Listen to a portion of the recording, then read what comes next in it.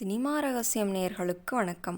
3 பேர் சேர்ந்து ஒரு பெண்ணுக்கு திருமணம் செய்து வைக்கும்போது வரும் பாடலை ராமாயணத்துடன் ஒப்பிட்டு சீதை ராமன் திருமணம், அதை திருமால் பிரம்மா சிவன் ஆகிய மூவரும் திருமணம் செய்து வைப்பது போல் பாடலை அமைத்திருப்பார். 1971ஆம் ஆண்டு தமிழில் வெளியான படம் 3 தெய்வங்கள். தாதா மிராசி இயக்கிய இந்த படத்திற்கு சித்ராலயா கோபு திரைக்கதை அமைத்திருந்தார். இந்தி படத்தின் தழுவுதலாக எடுக்கப்பட்ட இந்த படத்தில் சிவாஜி கணேசன், முத்துராமன், நாகேஷ், சிவகுமார் ஆகியோர் நடித்திருந்தனர்.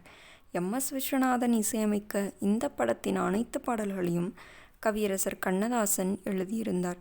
சிறையிலிருந்து தப்பிக்கும் 3 பேர் ஒரு வீட்டுக்கு திருடச் செல்லும்போது அந்த வீட்டில் உள்ளவர்களின் நல்ல குணங்களை பார்த்து இவர்களுக்கு ஏதாவது உதவி செய்ய வேண்டும் என்று நினைக்கிறார்கள்.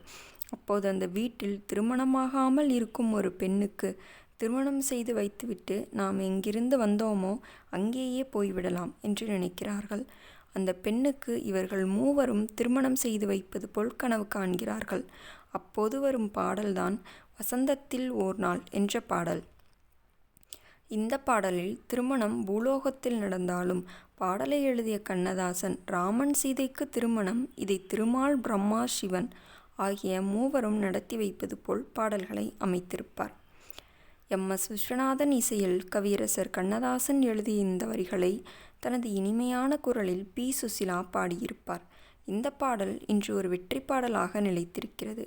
இந்த பாடலில் ஒவ்வொரு வரியிலும் வரும் கடைசி வார்த்தையான தேவி என்ற வார்த்தையை ஒவ்வொரு மாடுலேஷனிலும் பாடி அசத்தியிருப்பார். இதுவே இந்த பாடலின் தனித்துவமாக இருக்கிறது.